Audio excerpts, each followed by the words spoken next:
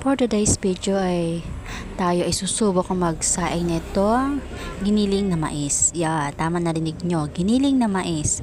Actually, first time ko talagang magluto nito dahil wala naman ito sa amin.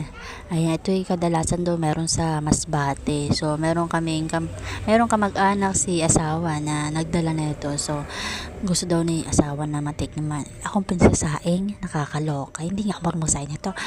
Bali, nagpaturo na lang ako kay Bianan kung paano magsaing nito. Sabi niya ay kakunti lang naman doon dapat na ilagay na tubig nito. Hindi katulad sa bigas na kung gaano kadami yung bigas ay ganoon din kadami yung tubig. So ang gawin natin muna ay syempre hugasan natin para maalis yung mga dumi niya. Ayan. So ang paghuhugas ito daw ay katulad ng bigas din, 2 beses din. Ayan. So ang gaspang lang nalagay niya sa kamay. Sobrang gaspang kasi nga yung pagkapino niya is parang cubes na siya, gano'n ng kaya magaspang sa yan.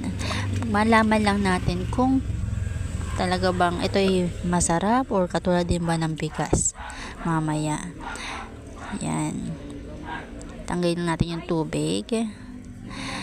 Ayan. Tapos so, hindi naman siya ganun katulad sa bigas na parang kailangan hugasan ng paulit-ulit. Kasi parang hindi naman siya ganun kadumi.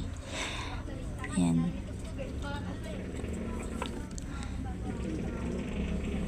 Ang pagsasayin nito is tama lang din yung apoy. May salang natin to.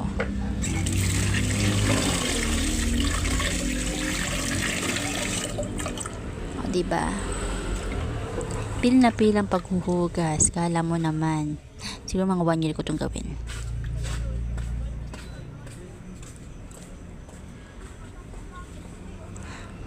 Diba? Tansyang-tansya. Kala mo naman expert.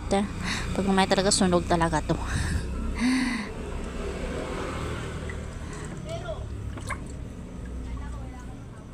Diba? Kahit ako nainip ako sa paghuhugas ko. Kakaloka.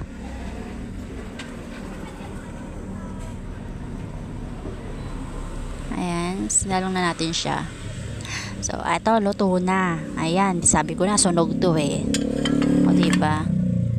So, ito na siya ngayon, luto na siya. Ang texture na talaga is para siyang kanin. At ang lasa naman niya ay, ganyan din, usual, matangbang. Na feeling ko mas masarap to ulaman ng mga tuyo, ganon.